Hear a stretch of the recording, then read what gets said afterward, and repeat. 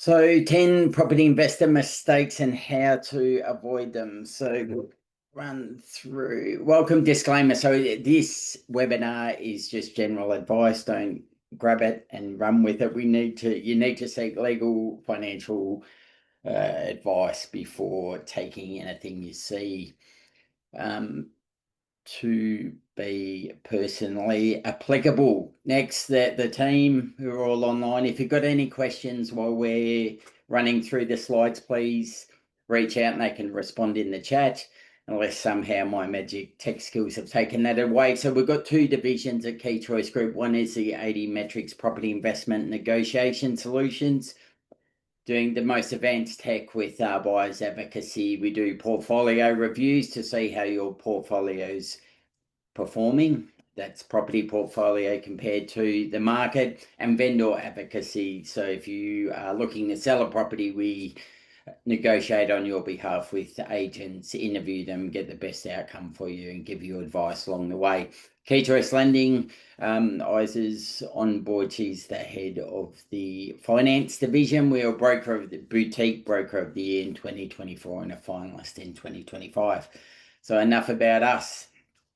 So let's get started. I am flying without my notes because I haven't worked out how to do the webinar and read my notes, so you'll excuse me. So we'll start with number 10. That's we may have put a little bit of mayo on the calamity that is the mistakes you can make, but we'll start with number 10, poor management. That's the Chernobyl disaster.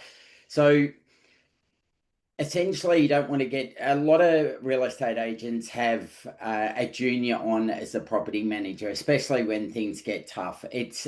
And you might get a better deal to sign on with them, a lower percentage of the rent, but it's important to get an experienced property manager. They are proactive, communicative, they understand the legislation, they know when your inspections are due, and they provide a detailed report on tenant feedback. So if you go the cheapest one, they miss inspections, you can have a higher turnover of tenants.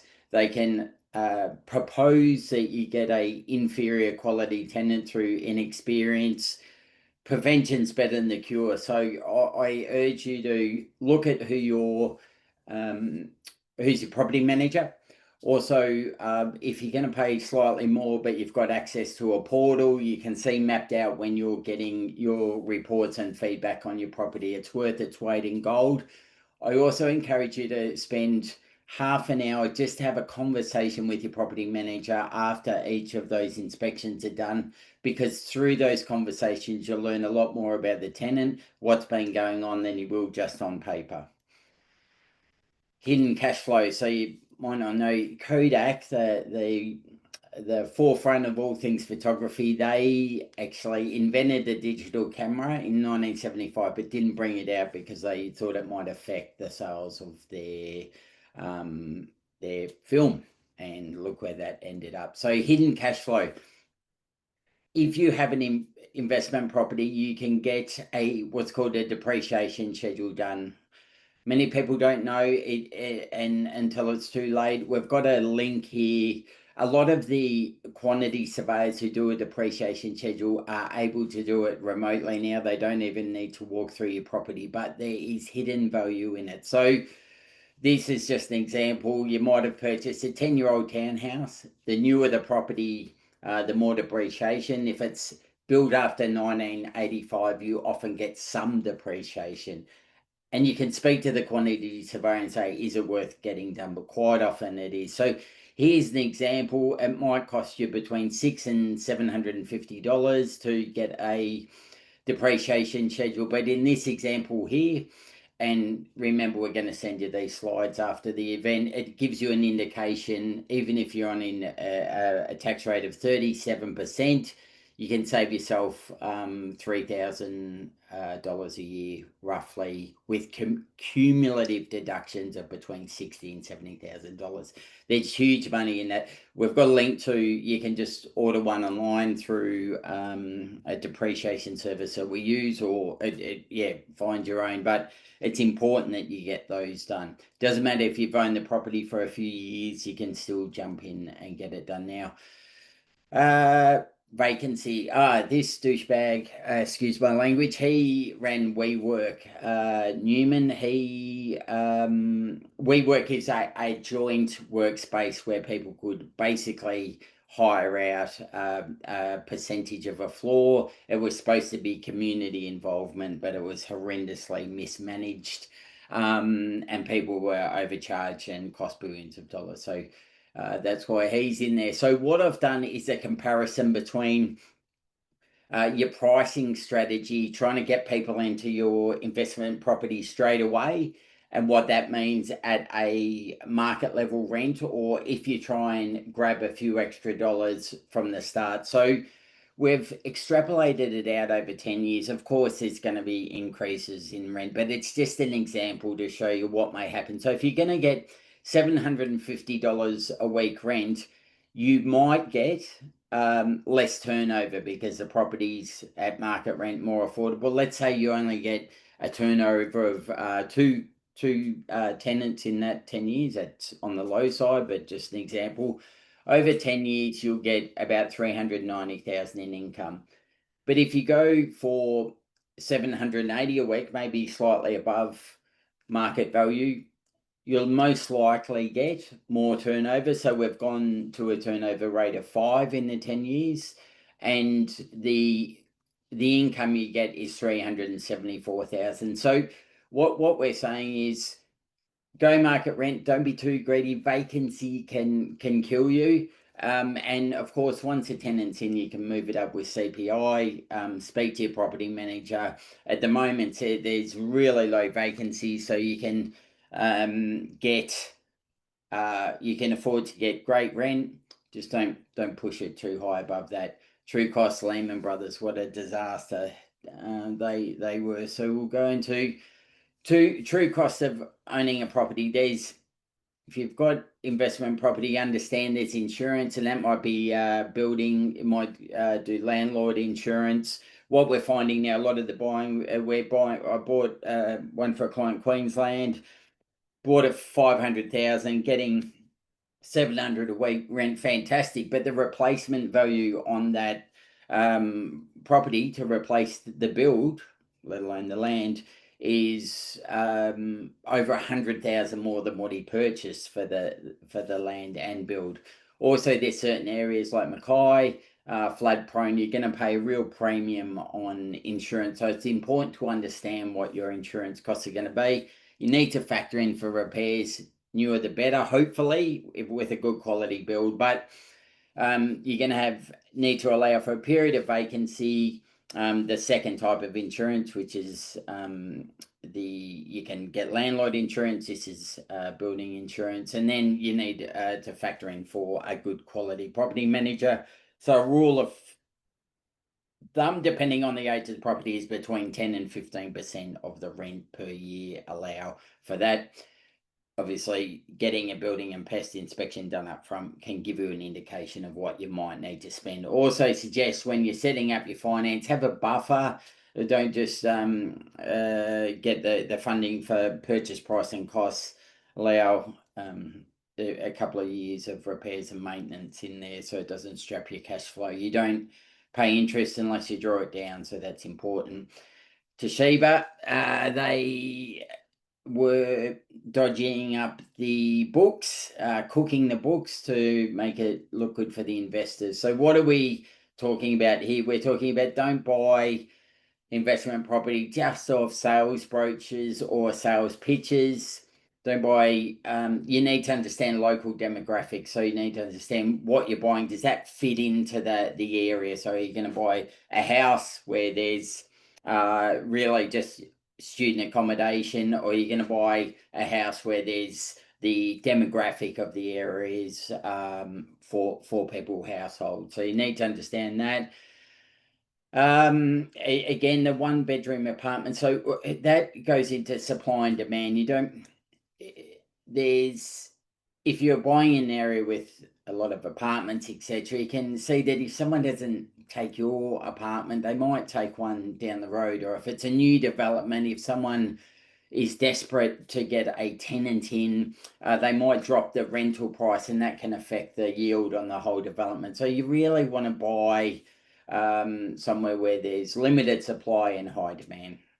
Rental demand versus price expectations. So we need to understand what the person is capable of paying in that area. So how big a percentage of their income is going to be used for rent, and that's there's a measure called ERSAD, socioeconomic advantage and disadvantage. So you can understand what percentage of their rent, how quickly will people become distressed in the area with the price you're asking. You want some flexibility there.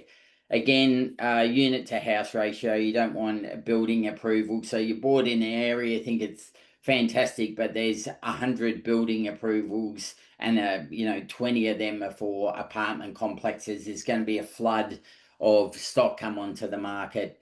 Finally, days on market and vacancy rates. So you can understand by the trend of how long properties are on the market, whether it was 40 days 3 months ago and it's down to 28 days and properties are that trend's continuing.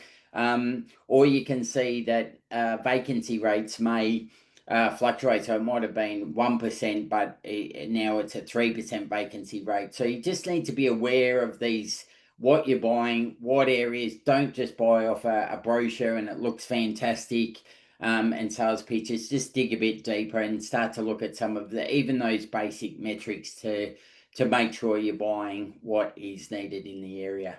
Home suburb buy. So we've got the Blockbuster video. That's an incredible story. They were offered to buy Netflix and they turned it down. And then, obviously they are no longer in business. They were just focused on what they were doing and didn't understand what else was coming along. So statistically speaking, your home suburb, buying an investment property in your home suburb is almost never your best investment choice, almost never. So the likelihood is infinitesimal, but the oftentimes you're better off doing that than nothing. So just because the cafe doesn't mean the market fundamentals are right. So again, you've got that blinker bias. I know the area, I feel safe, it's convenient, but it's also, I hate to use the word lazy, but that's what it is if you're buying in your own area without opening up your view. Expand your criteria. So the more criteria, or metrics as we call it at 80 metrics, that you're lessening the chance of buying something incompatible and maximizing your chance of good growth in a match. This douchebag, another one, he is the Wolf of Wall Street, Jordan Belfort. You may not know him, but he just was doing what's called pump and dump on the stock market. So getting his friends and family to buy stock, pumping up the value, and then getting out and leaving his clients to hold the bag. What your friend does, what your neighbor does, what a family member said is really, and like, it's amazing how often I hear this is what they did. Oh, their circumstances are the same as mine. No, it's not. And people tell you what you want to hear oftentimes. So I've just gone down the road of cliches. Would you take your neighbor's medicine? Would you wear your friend's shoes? Do you know the full facts about their position? The old, what your parents used to say, if they jumped off a bridge, would you? So really, you're comparing what you know about you to what your neighbor or family member is telling you. It's quite often very different requirements, how long you need to keep the property, what your income is, what you're hoping to achieve, what your lifestyles are, running costs, etc. The old Tom Cruise up and down on the couch, was in love with Katie Holmes, a poor thing, and that didn't end well. So head over. I often get calls from people who are on a holiday destination. Oh, it's cheap. We could come here. We could buy this apartment, and it's horrendous, especially service departments and the like, the numbers rarely stack up, and you can see that there's huge supply. So you're never going to get a premium on your property. I've never seen one that's been worth the investment, but not to say there hasn't been. You need to think of property investment like a business owner, not like a buyer. And it's not about what looks good on your Pinterest or your social medias. It's about the numbers stacking up. So these will be quite obvious, some of them you might get some insights.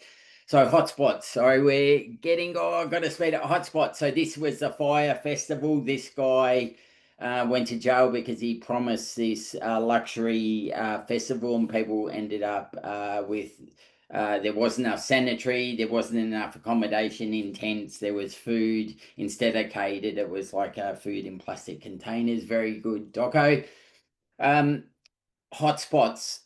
If you're buying in a hotspot, it's too late. The growth has already occurred, and the current owner has that growth. The party's ended, and you're trying to get in.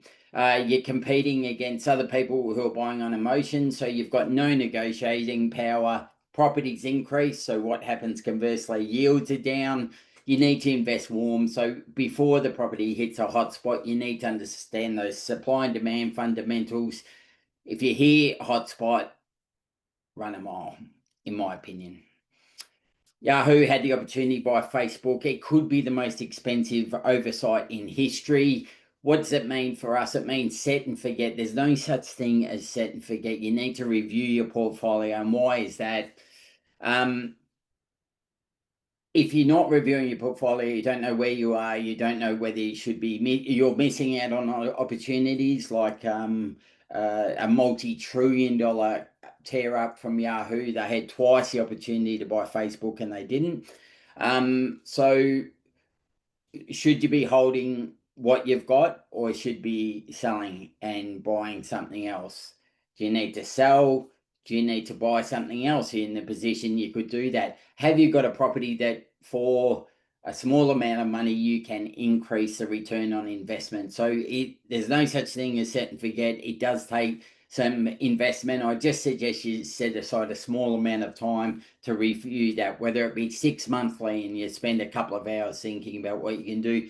Send us through your information. We can have a look at for you. Elizabeth Holmes, the Theranos disaster, it was worth $7 billion at one stage, and it was all fake. It was, she said she could do blood testing to diagnose all these illnesses just from a pinprick.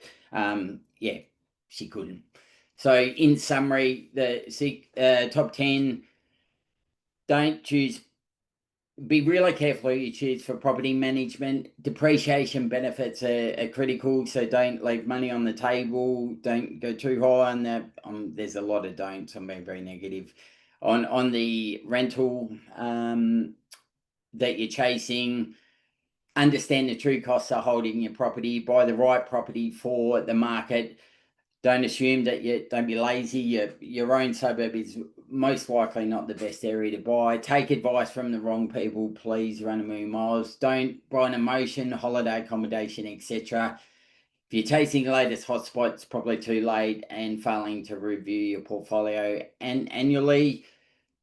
You get complimentary report from attending the session. So if you want a CoreLogic report on your home, just send us through, or investment properties. If you want a portfolio review, we can let you know where you stand, what the predicted growth is in those areas compared to what's in the market. If you want an understanding of a suburb and some analysis on that, we go into quite a bit of detail. So just either message us here or reach out. There is if you want to book a meeting, keychoicelending.com.au or 80 metrics, or use that QR code and just book in the time, even for a chat and an understanding of where you are and what you could do. Yep, we're here to help. So anything we can do. Thank you. Again, please seek legal financial advice. Past performance doesn't indicate future outcomes, and this is for illustrative purposes only. We need to understand your position.